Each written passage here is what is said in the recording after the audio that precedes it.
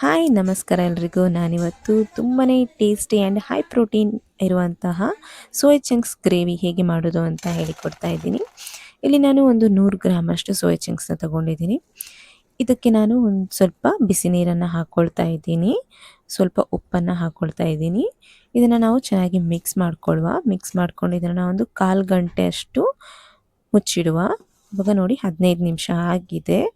ಇದಕ್ಕೆ ನಾನು ಸ್ವಲ್ಪ ತಣ್ಣೀರನ್ನು ಹಾಕ್ಕೊಳ್ತಿದ್ದೀನಿ. ಇದು ತುಂಬ ಬಿಸಿಯಾಗಿರುತ್ತೆ.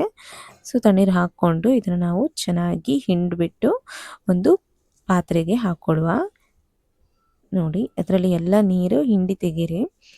ಈ ಥರ ಎಲ್ಲದನ್ನು ಹಾಗೆ ಪೂರ್ತಿ ಹಿಂಡಿ ಸಪ್ರೇಟಾಗಿ ಸೋಯಾ ಚಂಕ್ಸ್ನ ತೆಗೆದಿಟ್ಕೊಳ್ಳುವ. ಇವಾಗ ನಾನು ಒಂದು ಕಡಾಯಿನ ತಗೊಂಡಿದ್ದೀನಿ. ಇದಕ್ಕೆ ನಾನು 2 ಸ್ಪೂನಷ್ಟು ಕೊತ್ತಂಬರಿ, 1 ಸ್ಪೂನಷ್ಟು ಜೀರಿಗೆ, 1 ಸ್ಪೂನು ಸೋಂಪು, ಒಂದು ಅರ್ಧ ಸ್ಪೂನಷ್ಟು ಕಾಳುಮೆಣಸು, 1 ಚಕ್ಕೆ, 1 ಏಲಕ್ಕಿ, 3 ಲವಂಗ, 3 ಒಣಮೆಣಸು, 5 ಗೇರು ಬೀಜನ ಹಾಕ್ಕೊಂಡಿದ್ದೀನಿ. ಇದನ್ನು ಒಂದು ಮೀಡಿಯಂ ಫ್ಲೇಮಲ್ಲಿ ಇಟ್ಕೊಂಡು ಸ್ವಲ್ಪ ಹೊತ್ತು ಹುರ್ಕೊಳ್ಳುವ.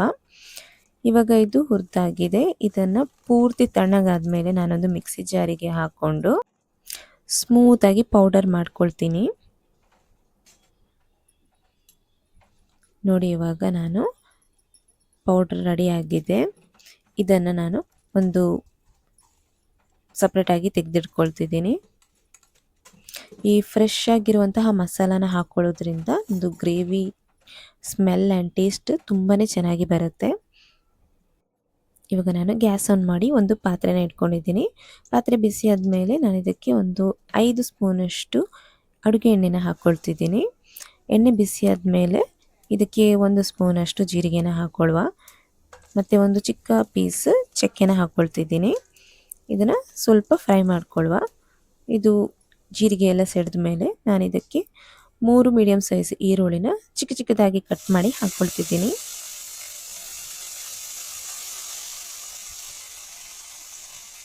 ಈರುಳ್ಳಿನ ಚೆನ್ನಾಗಿ ಫ್ರೈ ಮಾಡ್ಕೊಳ್ಳುವ.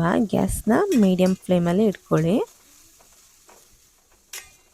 ಈರುಳ್ಳಿ ಕಲರ್ ಚೇಂಜ್ ಆಗುವ ತನಕ ಇದನ್ನು ನಾವು ಫ್ರೈ ಮಾಡ್ಕೊಳ್ಳುವ. ಲೈಟ್ ಗೋಲ್ಡನ್ ಬ್ರೌನ್ ಬರೋ ತನಕ ಫ್ರೈ ಮಾಡಿಕೊಂಡ್ರೆ ಸಾಕು. ನೋಡಿ ಇವಾಗ ನಾನು ಇದಕ್ಕೆ 1 ಸ್ಪೂನಷ್ಟು ಶುಂಠಿ ಬೆಳ್ಳುಳ್ಳಿ ಪೇಸ್ಟ್ನ ಹಾಕ್ಕೊಳ್ತಿದ್ದೀನಿ. ಇದನ್ನು ಸ್ವಲ್ಪ ಹೊತ್ತು ಫ್ರೈ ಮಾಡ್ಕೊಳ್ಳುವ. ಇದರದ್ದು ಹಸಿ ಸ್ಮೆಲ್ ಹೋಗೋ ತನಕ ನಾನು ಇದನ್ನು ಫ್ರೈ ಮಾಡ್ಕೊಳ್ತಿದ್ದೀನಿ. ಇಲ್ಲಿ ಇದಕ್ಕೆ ನಾನು 1 ಹಸಿಮೆಣಸಿನ್ಕಾಯಿನ ಹಾಕ್ಕೊಳ್ತಿದ್ದೀನಿ. ಇದನ್ನು ಸ್ವಲ್ಪ ಹೊತ್ತು ಫ್ರೈ ಮಾಡ್ಕೊಳ್ತಿದ್ದೀನಿ. ಇದು ಫ್ರೈ ಆಗಿದೆ. ಇವಾಗ ನಾನು 3ರಿಂದ 4 ಮೀಡಿಯಮ್ ಸೈಜಿದ್ದು ಟೊಮೆಟೊನ ಕಟ್ ಮಾಡಿ ಹಾಕ್ಕೊಳ್ತಿದ್ದೀನಿ. ಇಲ್ಲಿ ನೀವು ಹುಳಿ ಟೊಮೆಟೊನ ಹಾಕ್ಕೊಳ್ಬೇಡಿ, ಘಾಟಿ ಟೊಮೆಟೊ ಬರುತ್ತಲ್ಲ ಅದನ್ನು ಹಾಕ್ಕೊಳ್ಳಿ. ಅದರಿಂದ ಟೇಸ್ಟ್ ಚೆನ್ನಾಗಿ ಬರುತ್ತೆ. ಇದನ್ನು ಸ್ವಲ್ಪ ಫ್ರೈ ಮಾಡ್ಕೊಳ್ತಿದ್ದೀನಿ. ಟೊಮೆಟೊ ಮೆತ್ತಗಾಗೋ ತನಕ ನಾನು ಫ್ರೈ ಮಾಡ್ಕೊಂಡಿದ್ದೀನಿ. ಟೊಮೆಟೊ ಎಲ್ಲ ಮೆತ್ತಗಾಗಿದೆ. ಇವಾಗ ನಾನು ಇದಕ್ಕೆ ಒಂದು ಅರ್ಧ ಸ್ಪೂನಷ್ಟು ಅರಿಶಿನ ಪುಡಿನ ಹಾಕ್ಕೊಳ್ತಿದ್ದೀನಿ. ಮತ್ತು ಇಲ್ಲಿ ಸ್ವಲ್ಪ ರುಚಿಗೆ ತಕ್ಕಷ್ಟು ಉಪ್ಪನ್ನು ಹಾಕ್ಕೊಳ್ತಿದ್ದೀನಿ. ಇದನ್ನು ಸ್ವಲ್ಪ ಮಿಕ್ಸ್ ಮಾಡ್ಕೊಳ್ಳುವ.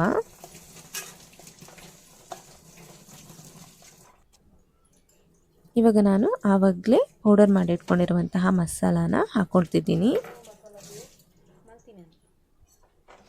ಇದನ್ನು ಚೆನ್ನಾಗಿ ಮಿಕ್ಸ್ ಮಾಡ್ಕೊಳ್ಳುವ. ಇದಕ್ಕೆ ನಾನಿವಾಗ ಒಂದು ಅರ್ಧ ಗ್ಲಾಸಷ್ಟು ನೀರನ್ನು ಹಾಕ್ಕೊಳ್ತಿದ್ದೀನಿ. ಇದನ್ನು ಒಂದು 2 ನಿಮಿಷ ಲೋ ಫ್ಲೇಮಲ್ಲಿ ಬೇಯಿಸ್ಕೊಳ್ಳುವ.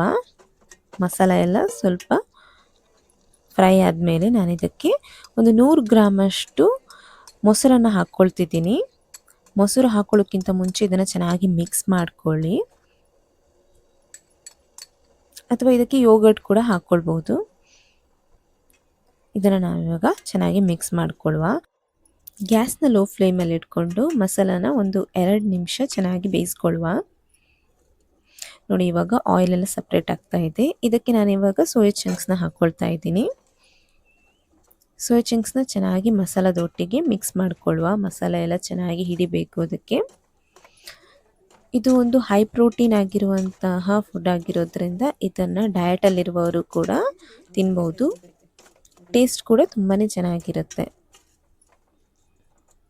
ಇವಾಗ ಇದನ್ನು ಚೆನ್ನಾಗಿ ಮಿಕ್ಸ್ ಮಾಡಿಕೊಂಡು ನಾನು ಇಲ್ಲಿ 1 ಗ್ಲಾಸಷ್ಟು ನೀರನ್ನು ಹಾಕ್ಕೊಳ್ತಾ ಇದ್ದೀನಿ. ನೀರು ಹಾಕ್ಕೊಂಡು ಚೆನ್ನಾಗಿ ಮಿಕ್ಸ್ ಮಾಡ್ಕೊಳ್ಳುವ. ಟೇಸ್ಟ್ ಎಲ್ಲ ನೋಡ್ಕೊಳ್ಳಿ. ಉಪ್ಪು ಏನಾದರೂ ಕಮ್ಮಿ ಆಗಿದ್ದರೆ ಉಪ್ಪನ್ನು ಹಾಕ್ಕೊಳ್ಬಹುದು.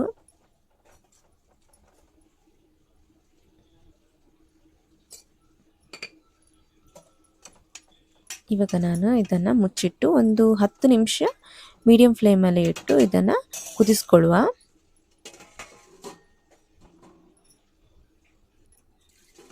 ನೋಡಿ ಈಗ 10 ನಿಮಿಷ ಆಗಿದೆ. ನಾನು ಮುಚ್ಚಳನ ತೆಗಿತಿದ್ದೀನಿ. ನೋಡ್ಬೋದು ನಮ್ಮ ಗ್ರೇವಿ ಎಷ್ಟು ಚೆನ್ನಾಗಿ ಆಗಿದೆ. ತುಂಬಾ ಚೆನ್ನಾಗಿ ಸ್ಮೆಲ್ ಕೂಡ ಬರ್ತಾ ಇದೆ. ನಾವು ಫ್ರೆಶ್ ಆಗಿ ಮಸಾಲಾನ ಪೌಡ್ರ್ ಮಾಡಿ ಹಾಕೊಳ್ಳೋದ್ರಿಂದ ಸ್ಮೆಲ್ ಕೂಡ ತುಂಬಾ ಚೆನ್ನಾಗಿ ಬರ್ತಾ ಇದೆ. ಟೇಸ್ಟ್ ಕೂಡ ಅಷ್ಟೇ ಚೆನ್ನಾಗಿತ್ತು. ಆ್ಯಂಡ್ ಇದನ್ನು ಸೈಡ್ ಡಿಶ್ ಆಗಿ ಯಾವುದಕ್ಕೆ ಬೇಕಾದರೂ ಕೂಡ ನೀವು ತಿನ್ನಬಹುದು. ಸ್ಪೆಷಲಿ ಚಪಾತಿ, ರೋಟಿ ಆ್ಯಂಡ್ ಪರೋಟಕ್ಕೆ ತುಂಬಾ ಚೆನ್ನಾಗಿರುತ್ತೆ ಟೇಸ್ಟ್.